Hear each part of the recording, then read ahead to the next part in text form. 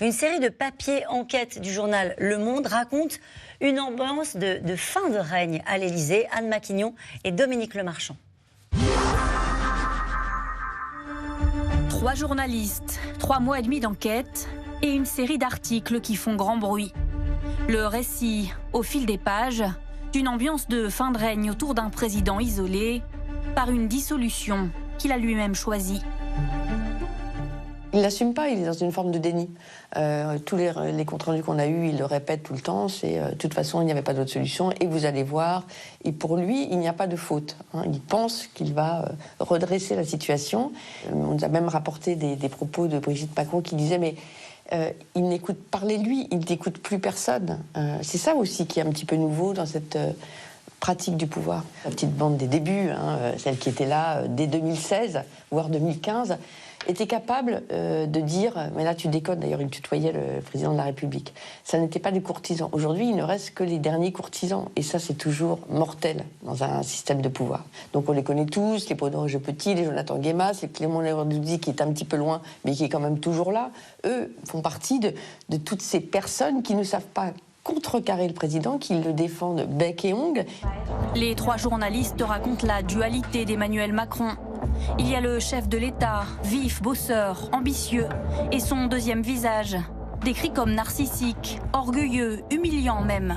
L'ancien Premier ministre Gabriel Attal en a lui-même fait les frais. Quand il quitte Matignon, Emmanuel Macron offre un album photo.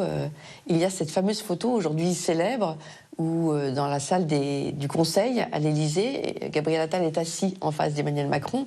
Il a un regard noir, on voit qu'il est hors de lui. Il vient de comprendre, après tout le monde, que l'Assemblée nationale est dissoute et donc qu'il allait devoir quitter Matignon. Elle figure dans l'album photo, au milieu des photos. Et oui, c'est pas forcément très délicat d'offrir ce cadeau. Sûr de lui, en apparence, mais politiquement, le président ne semble plus vraiment savoir où aller. Avec le temps, Emmanuel Macron se rapproche de la droite et devient de plus en plus secret. Qui est la personne qui le voit le plus, c'est Nicolas Sarkozy, qui semble d'ailleurs à chaque remaniement avoir une place absolument invraisemblable, puisqu'il dit non, oui, elle, pas lui. Et donc ça aussi, c'est un mystère, l'influence qu'exerce Nicolas Sarkozy aujourd'hui sur Emmanuel Macron. Mais tous ces exemples que l'on donne montrent que c'est aussi un président sous pression qui n'est plus tout à fait libre de ses mouvements. Par exemple, l'agenda d'Emmanuel Macron, il est quasiment jamais publié. Ça, c'est quand même assez inédit et rare sous la 5e. À l'ère du numérique, il a une vie numérique intense. Les visiteurs du soir, sous François Mitterrand ou sous Jacques Chirac, on les voyait dans la cour de l'Élysée. Les visiteurs du soir, on ne les connaît pas, en fait, aujourd'hui. Ils sont des interlocuteurs privilégiés d'Emmanuel Macron via Telegram, WhatsApp et d'autres messageries. Les journalistes racontent aussi quelques soirées à l'Élysée. Le président et ses collaborateurs rassemblés autour de leur whisky japonais ou écossais.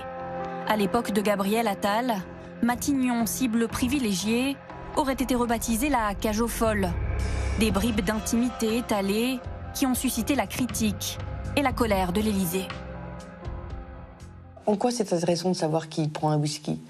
Il le faisait déjà avec Alexandre Benalla en 2017, en 2018, parce que c'est ce moment où les conseillers où la cour vient vous raconter ce qui se passe dans Paris, pour le coup souvent des ragots. C'est un rituel. Il y a d'autres présidents ont eu d'autres rituels. Il se trouve que le whisky de 23h, c'est le rituel d'Emmanuel Macron. Pourquoi ne le raconterait pas ?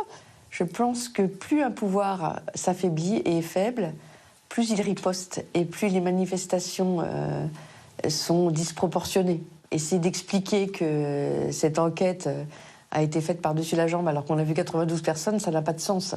Si on préfère une presse de réinformation, il faut le dire, mais nous, on continue à faire notre travail comme on l'a toujours fait.